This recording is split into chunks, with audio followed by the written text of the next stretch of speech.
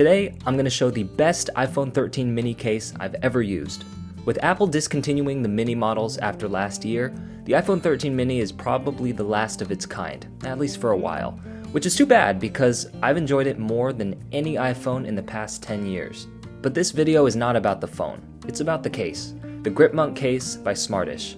Now, best is subjective, so in this video I'll explain why I chose it for its superior grip, protection, and value. The hope is to introduce a case that maybe you haven't heard of, because honestly I've used so many cases over the years and just half of them weren't that good. The first category is grip because it's in the name. My phone and phone case are my most used EDC items by far, and that's probably true for most people.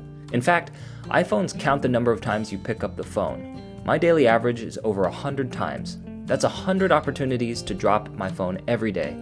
Now, I'm not rich, careful, or brave enough to carry a naked phone, so the priority for my cases has always been grip.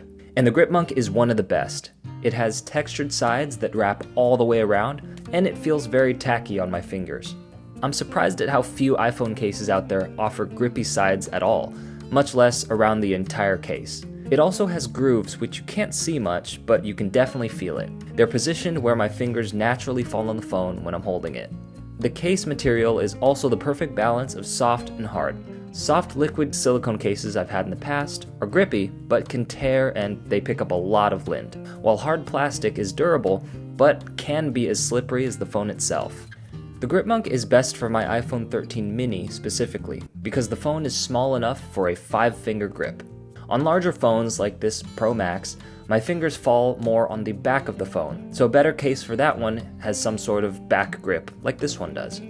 The closest contender I've used before is the Spec Candy Shell grip case, which has small rubber pieces that also provide excellent grip. But for me, the rubber pieces peeled off over time, and the top and bottom were made of kind of slippery plastic, so the advantage goes to Gripmonk. The second category is protection. We'll get this out of the way, the Gripmonk is not an OtterBox. It's a minimal case with average drop protection, but the reason it ranks so high in protection is because I almost never drop it. I realized over the years that the best way to protect your phone from drops is to not drop it in the first place. Crazy, right? I've owned thicker cases that advertise the military-grade carbon fiber and air cushion sides and all that stuff, and it all comes down to grip. Without proper grip, I dropped those cases more than the Gripmonk. And they were protective, sure, but a drop always scuffed the case or cracked the screen protector or some sort of minor damage, even if the phone was still functional. Again, the 13 mini's small size combined with the Gripmonk's slim profile allows me to keep a 5-finger grip, not only when I'm carrying it, but when I'm using it. Trust me, a slightly bulkier case can be a millimeter's difference for losing that confident grip. So in my experience, the Gripmonk is plenty protective. And lastly is value. The Gripmonk isn't winning any style points, so if looks are your priority, then spending more for a leather case may be the move.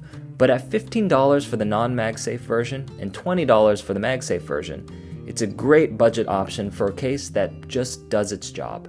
Oh, and if you're really clumsy, look at the Gripzilla case, which has a more defined finger cutouts and more corner protection.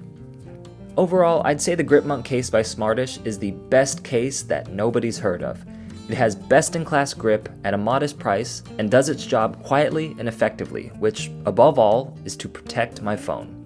Anyways, comment below if you want a response and subscribe for more everyday gear reviews. Thanks!